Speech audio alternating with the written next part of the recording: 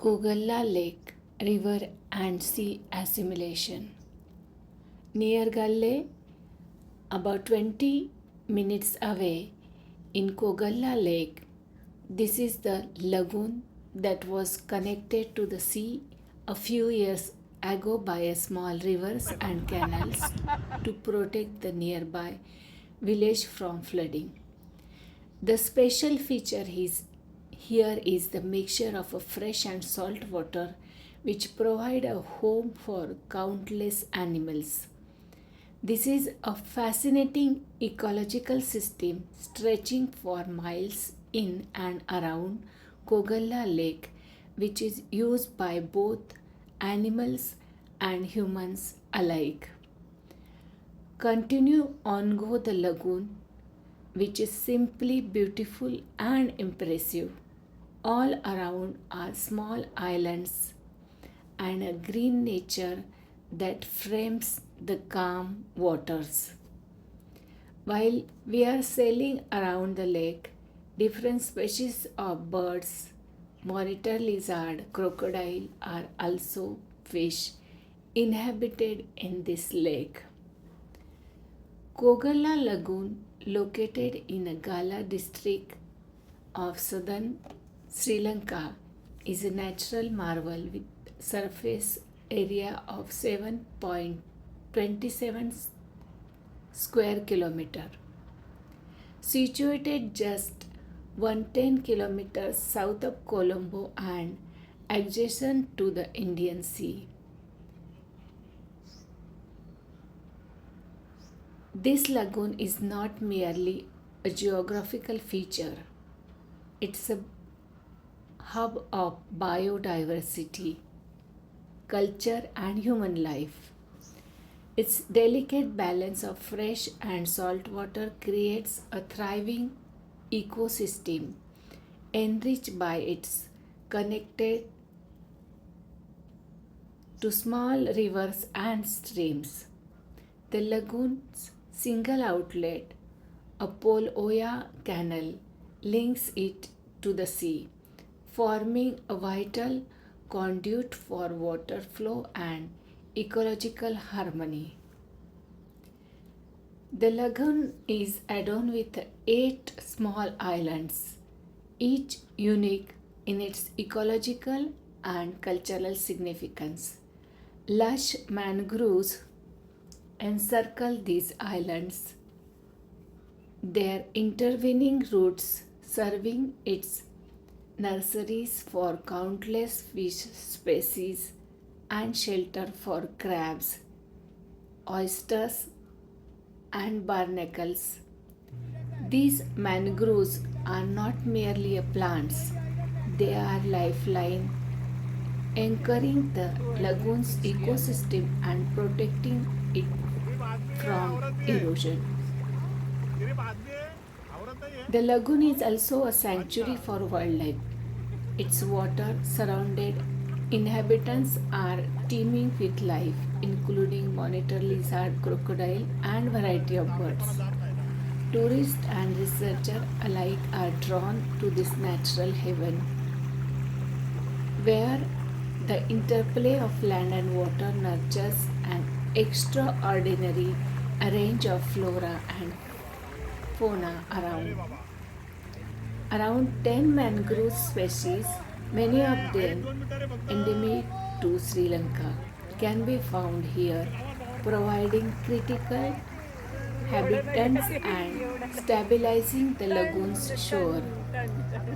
The bridges which connect the land and sea are the marvel created by Sri Lankan government. However, Koggala Lagoon's beauty and balance has not been without threats. In 1990, the natural sandbar at the lagoon's mouth was removed as a part of a coastal defense activity. This disrupts the lagoon's natural hydrology, allowing seawater to intrude year round.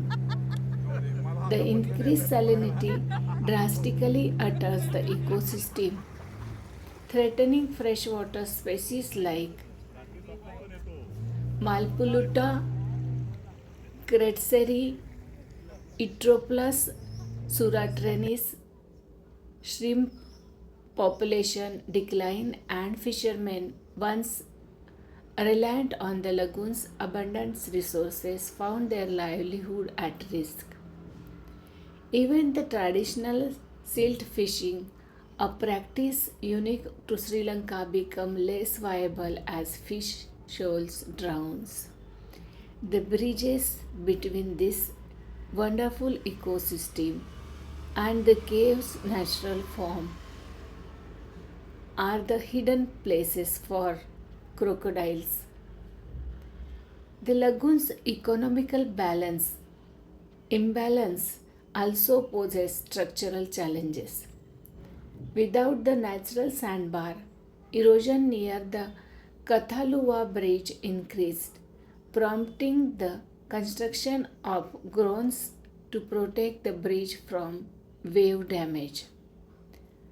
This intervention, while necessary for infrastructure, further alters the lagoon's natural dynamics, raising concerns among the environmentalists and the local community.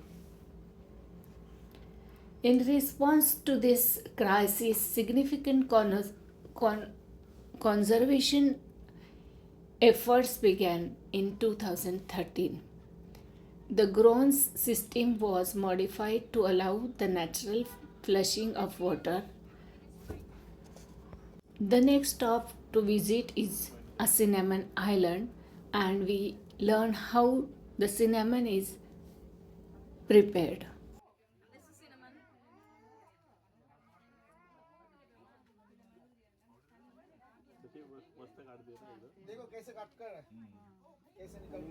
Only four families inhabit this secluded land, dedicating their lives to the cultivation of cinnamon. Here, the process of making cinnamon remains deeply rooted in ancient methods. Bark is carefully peeled from the cinnamon trees, sun dried, and transformed into the pieces, and that has flavored our dishes and medicine for centuries. Visitors to this island can witness the process of first hand, even trying their hands at grinding cinnamon bark into powder using traditional tools. Experience is the key with the cup of freshly brewed cinnamon tea, a simple yet unforgettable taste of island's life.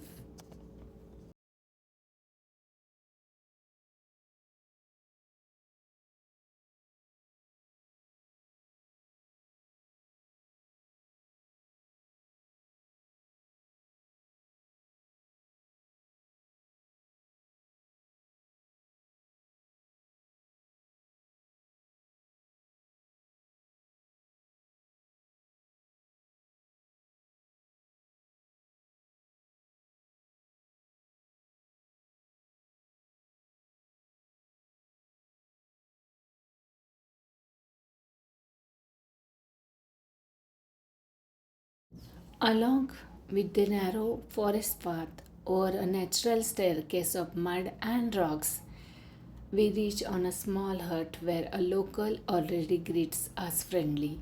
Only cinnamon is grown on this island, and these four families are led around by small local people. A narrow piece of bark are simply placed with few threads to dry. If we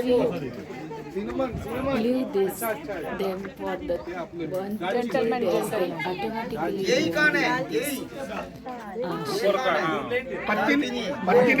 आज शाम का खाना यही है the dried cinnamon sticks and grind them. One get the cinnamon powder. It takes a few already dried sticks, and we were allowed to try a traditional grinding of the cinnamon ourselves. Back on our boat, our next stop was to take another small island on Koggala Lake, which is a temple island, home of Kathaluva Purnarama Mahavihar, a historical Buddhist temple. This temple houses 19th century Kandayam style murals that tell stories of Sri Lankan spiritual and cultural heritage. Among the depiction of colonial rules and even Queen Victoria herself, a reflection of a unique interplay between local tradition and British colonial influence. These murals are more than just artwork, they are the testament to the resilience of Buddhism local culture during the era of significant change. While coming back, we witnesses sunrise, which was the most beautiful moment in our life. Today's Koggala Lagoon is a site of immense ecological and cultural importance. While it remains a popular destination for tourists drawn to its scenic beauty and wildlife, it is also a living classroom, a place to learn about the delicate balance between nature and human activities. The lagoon reminds us of the intricate connection between ecosystem and livelihoods, urging us to protect such treasures for future generations. Kogalla Lagoon is more than just a water body. It is a story of resilience, of nature, of tradition, and of the people who depends on it. As we reflect on its beauty and challenges, we are reminded of our share of responsibility to preserve these wonders not just for their intricate values but for the lessons they hold for all the humanity.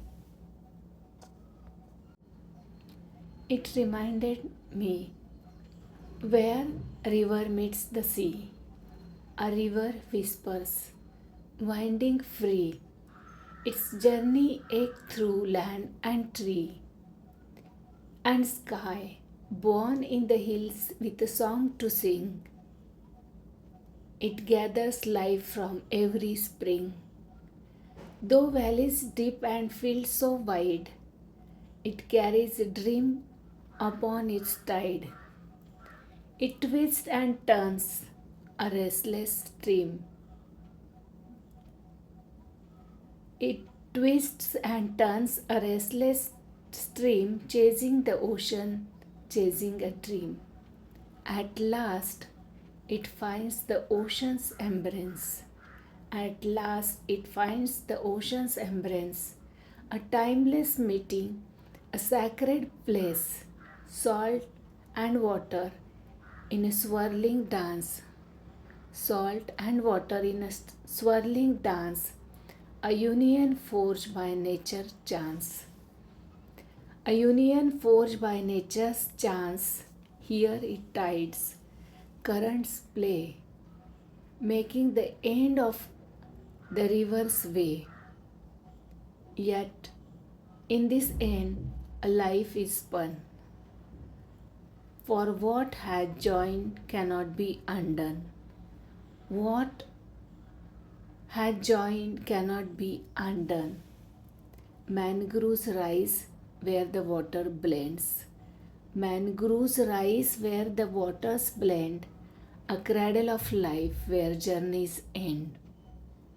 Fish find shelters and bird takes flight in this borderland of the day and night.